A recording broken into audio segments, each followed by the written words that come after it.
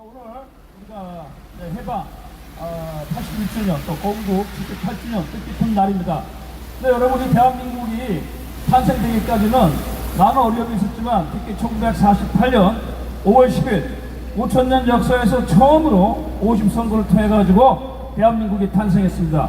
그거 하나만 가지고도 이승만 대통령은 5천년 역사에 남는 가장 위대한 대선다, 저는 이렇게 평가를 하고 싶습니다, 여러분. 자, 그래서 5월 10일 선거를 하는데 아시다시피 당시 제주도에서 김달삼이 이끄는 폭동이 발생해가지고 200개 선거구 가운데 제주도 2개는 못하고 198개 선거구에서 했습니다.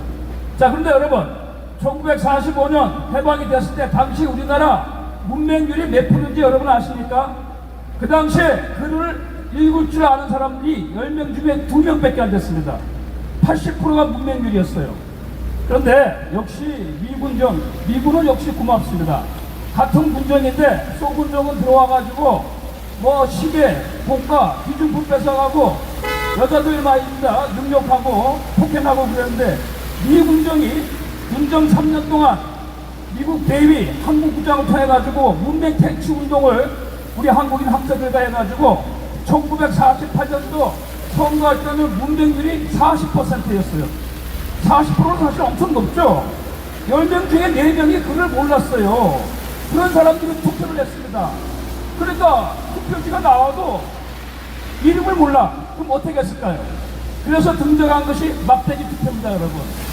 이름에다가 막대기 하나, 둘, 셋, 넷 표시를 해가지고 내가 찍은 사람이 막대기 2개면 그 막대기 보고 표를 찍었던 거예요, 여러분.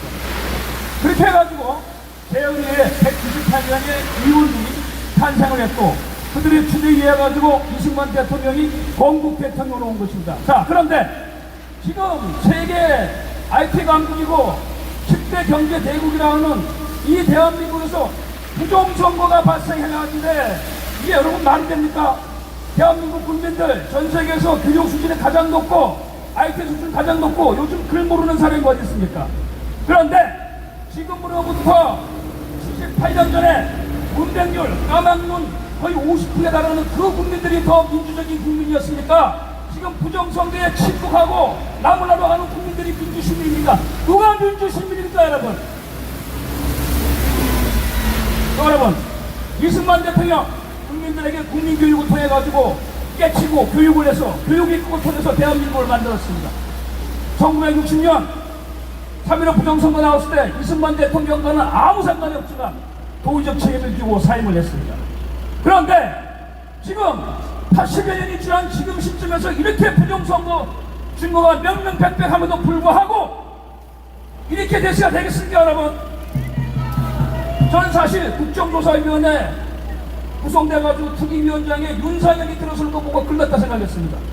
여러분 알다시피 윤상현 의원 여기 연대에도 몇 번 와가지고 여러분에게 뭐 희망 섞인 얘기를 많이 했지만 사실 뭐 작년 윤석열 대통령 탄핵 때 반저 헌법점사 왔다 갔다 하는 그 순간에도 저는 사실은 좀 안 믿었습니다, 사실.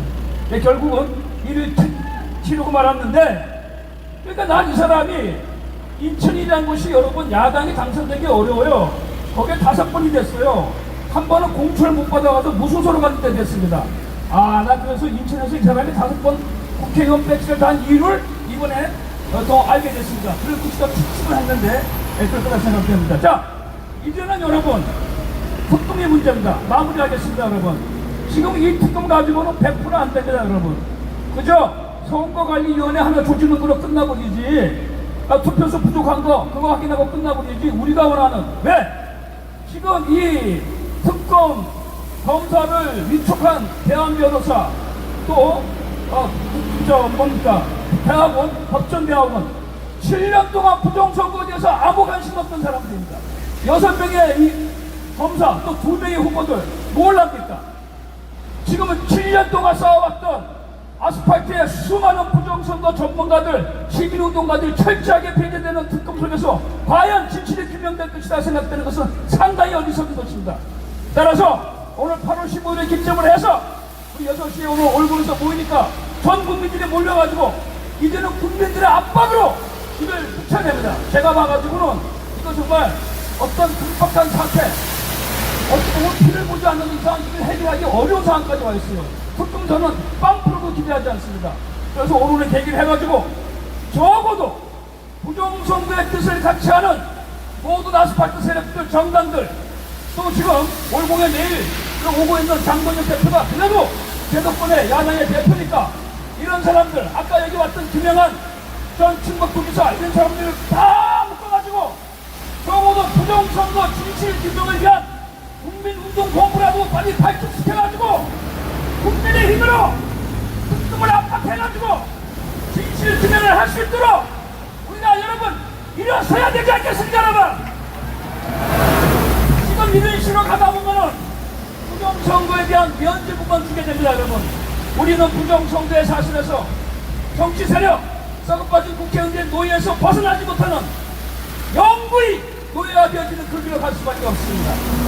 80년 전에 글모동으로 까방으로 막대기를 보고 투표를 했었던 우리의 조상들을 공부하십시오. 우리가 지금 많이 한다고 기술이 발달했다고 잘 먹고 산다고 대가리가 썩지 않았습니까 여러분? 그렇게 이룩한 대한민국 아닙니까? 그렇게 건국한 대한민국이 아닙니까?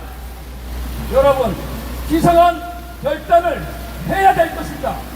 오늘 월국민세 투쟁이 새로운 투쟁으로 시작되어지는 시작이 되기를 간절히 당부하면서 제 말씀을 마치겠습니다. 감사합니다.